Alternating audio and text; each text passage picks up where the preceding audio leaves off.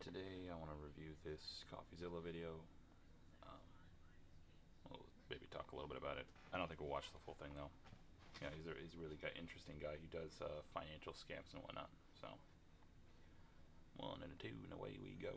Tried to make a video exposing a single Counter-Strike casino, but I decided to expose the whole industry instead, which led us from pitchforks to people rushing stages, millionaires making excuses, and esports teams who say they can't survive without gambling. It's still kind of crazy that esports teams exist. Yeah, I don't know if it's, and that it's like a lucrative business. Of any accountability, making me wonder about the biggest casino of them all, Valve, the owner of Counter-Strike. Now, if you've watched the last few episodes, you know there's a lot of opinions about what the problem is, who's the villain, who's the good guy. Hardly anyone agrees on anything. I did find one thing that nearly everyone agrees. I started gambling on Counter-Strike when I was probably 13 years old. 13 years old. I think it was 14. Valve definitely does have underage. And that's a really creepy thing about this type of stuff, like where maybe about the internet in general, is that you have people everywhere who have access to everything just from the safety of their home. You have kids who can talk to a psychopath halfway across the world. So yeah, I might want to watch that if you actually have kids. So there's this weird kind of type of concept where, like, you can think about the worst person who lives, like, in your town, right? Probably a bad guy, but not the worst guy in the world. You think of the worst person in your state, worst person in your country, and then the worst person in the world. Might be a complete psychopath, and like that's where technology has taken us. From being relatively confined to, like, you would have bad guys living around you. For the most part, they weren't the worst people, right? But now you're connected with the entire world, so that widens the pool. Sorry, a little bit of a throat thing going on here. I think Valve does have an underage gambling problem. Yes, it is underage gambling disguised because it holds real life value. Underage, middle age, overage, however you want to slice it.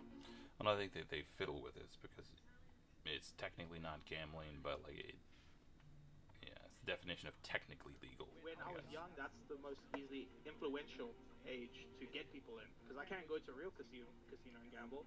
Like what I did back then was I went to our local video game store, bought like $20 worth of Steam credits. I would buy skins with those $20 credits, no verification at all. Right, this is the most consistent answer I've received in a story where no one agrees on anything. Underage gambling is rampant on Counter-Strike. Not only that, Valve has known this was a problem for at least 8 years, and for those 8 years, Valve has done things here and there, but they've never seriously tackled offshore gambling issues. There's this weird thing with, like, people. Like, you have people who will do, like, things that are blatantly wrong, and then you have people who skirt the line. And to my mind, like, those people are almost worse somehow, right? At least the people who are doing wrong stuff, who are robbing and killing people, or doing some really despicable stuff, they don't pretend that they're good people, right? I assume most of the time anyways. These people, like, try to... There's the hypocrisy that it involves in that. It's makes it kind of insufferable a little bit. Some speculating... At least the other guys are honest. Seems to be. The reasons why. I think they have all the responsibility. I mean, you can pass me some of that if you want, but ultimately they're the kingpin, reaping in all of the money, or majority of the money, and there's a reason why they haven't killed it yet. They possess the power for all these years, but they allow it to go, and I feel like they do the bare minimum crackdown to allow it to keep operating. That's right. Now, the person you just heard has ulterior motives for putting the blame on someone else. Either way, today I want to investigate Valve's role in Counter-Strike gambling, how we got here, what Valve can do about it, and how they've been fighting the change that is so desperately needed. So let's start from 2013. When there's money involved. Why wouldn't they fight it? So that's the thing, like, never mind. Were first introduced to the game in an update Valve called the Arms Deal. It was first described as all the illicit thrills of black market weapons trafficking without any of the danger, which is kind of true. They did create a black market of skin betting, The only thing that I find false here is the quote, without any of the danger, because if you look at the wrong casino, this guy might show up at your house. Either way, the Arms Deal update was the start of Counter-Strike gambling as we know it, with the introduction specifically of loot boxes.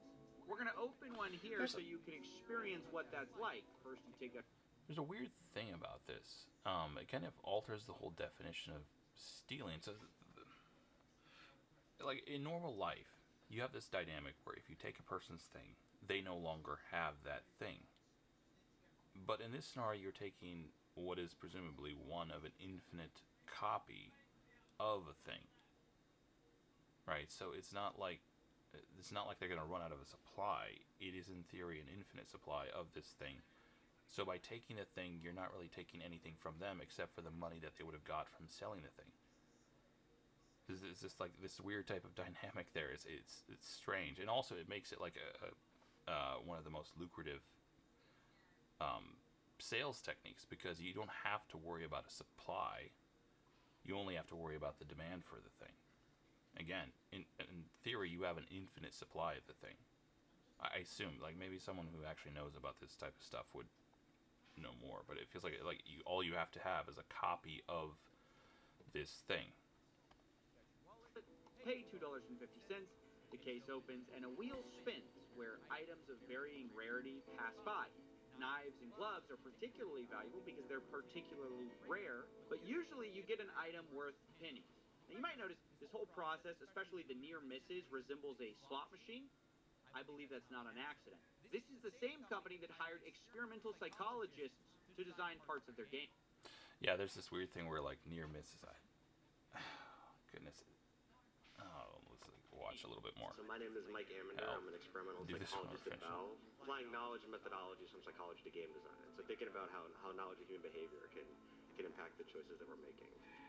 The hope is that we can take what we know about psychology, about the predictable ways humans might react or respond, and apply it to game design, and induce various responses or particular responses. Right, Valve is So there's a particularly despicable type of manipulation, it feels like, going on in things like gambling or stuff like that, where I'd heard it described once. I think it was David Wood who was talking about, where like they'll do experiments with a rat where it's called like intermittent positive reinforcement, where if you have a button that doesn't connect to anything, the rat will push it and push it and push it, but if nothing comes out, eventually will leave, right? But there's this weird thing where if you have like an intermittent type of feedback, it will, like, it's trying to analyze a pattern maybe or something, or like it will, you can play with the human brain that way, where it will stay there almost forever until it starves or something, because it's trying to figure out what's going on. And it, like, you have this type of, in gambling, you have this type of near miss psychology where it's like you almost had it. You almost had it, and it's giving you that idea that you could have had it, which keeps people coming back. And it is, like, obviously you can say people are adults, they can make their own choices, but still, that's evil. That is some evil stuff going on there. Anyways, well, that's probably all we'll watch of this. If you guys want to check it out, yeah, Coffeezilla did this video a couple of months back. He's an interesting guy. Pretty clean, so, it's a bonus, at least for people like me. Yeah, Deceptions Live in Valve. Deceptions Lies in Valve. Alright, thanks for watching. If you like the video, please press the like button, subscribe, and leave a comment.